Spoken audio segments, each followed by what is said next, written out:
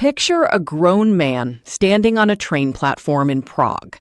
Not to catch a train, not to meet anyone, but simply to watch. He has been there for hours. He knows the timetable better than the station master. He can tell you the engine number of the 415 to Vienna without glancing up. This man is not a hobbyist with too much free time.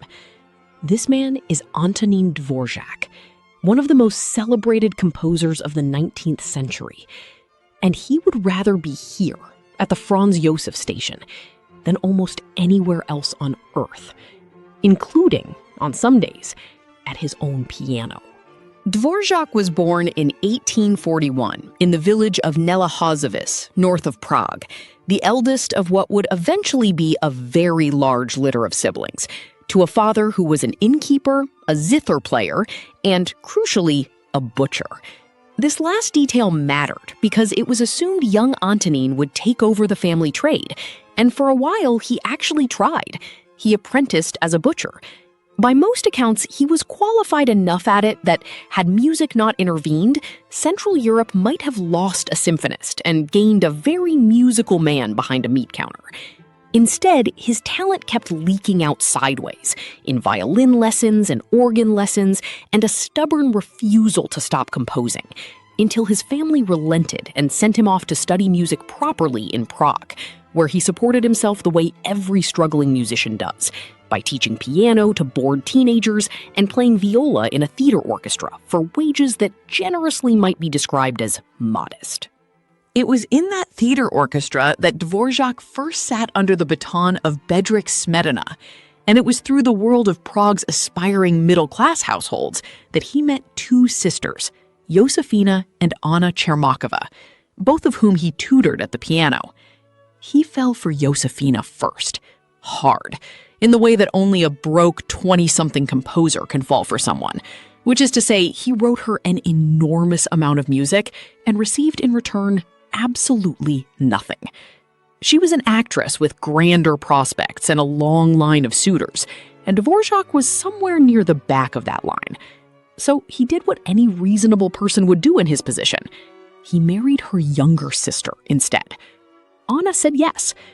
The marriage, against all romantic comedy logic, turned out to be a real and lasting one, even if Dvořák, by his own later admission, never entirely stopped carrying a torch for the sister who got away.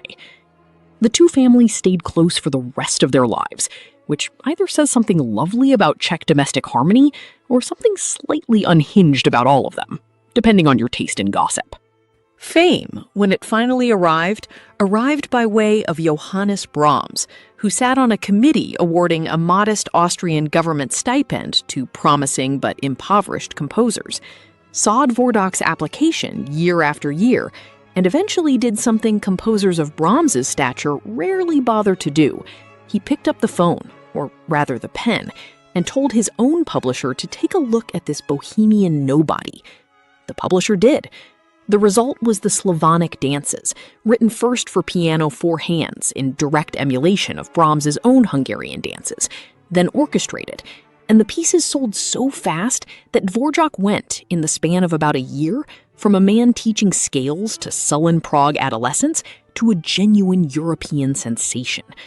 Brahms, to his credit, kept helping, reportedly even looking over Dvořák's proofs for spelling and notation errors, which is either the most generous act in the history of classical music or the most polite way one genius has ever told another to watch his handwriting.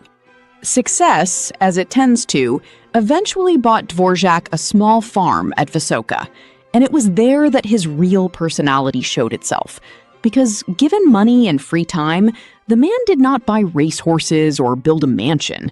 He raised pigeons. Specifically powders and fantails, kept in a proper loft, and he cared about them with the intensity most composers reserve for their masterpieces.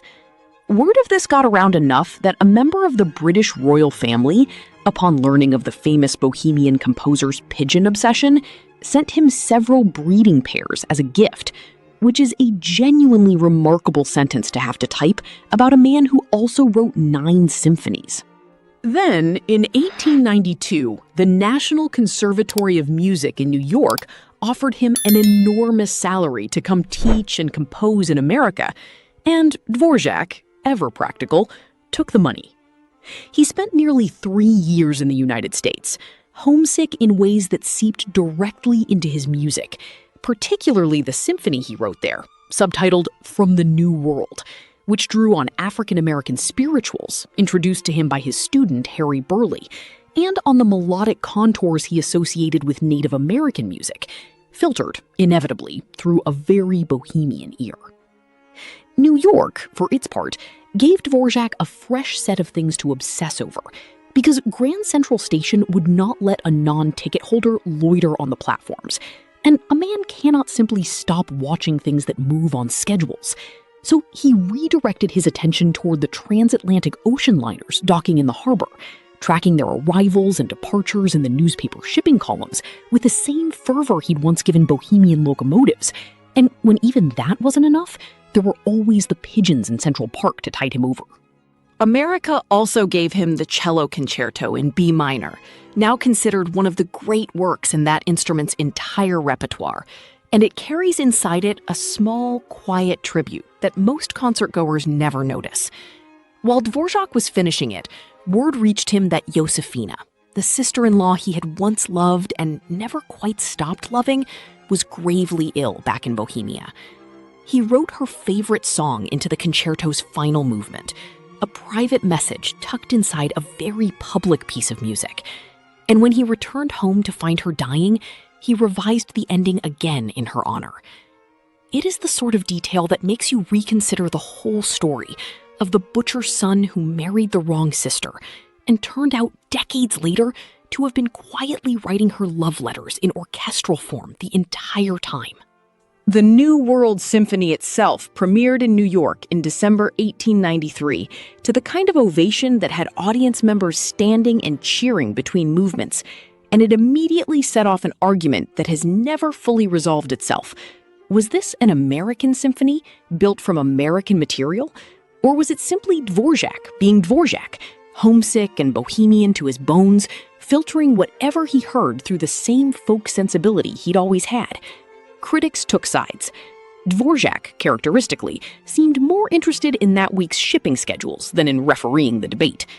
Britain, meanwhile, had already fallen hard for him, inviting him across the channel 9 separate times, and eventually granting him an honorary doctorate from Cambridge, an institution whose members probably did not anticipate that their distinguished guest would be found sitting under a tree in a colleague's garden at 6 in the morning, wide awake, simply because that was when he and his wife preferred to start the day. He came home in 1895, permanently homesick for Bohemia, returned to composing and teaching in Prague, and remained for the rest of his life the same man he had always been underneath the honorary doctorates and the international premieres. A farmer's son who happened to write extraordinary music, who preferred a country garden to a concert hall reception, who once got thrown out of a London gentleman's club because he mistook it for a coffee house, and who, given the choice at any dinner party, would rather have talked about his pigeons than his symphonies. He died in Prague in 1904, having written some of the most enduring melodies in the classical repertoire, having never once, by all accounts, lost his fascination with anything that ran on a timetable, which feels fitting in the end, for a composer whose music always seemed to know exactly where it was going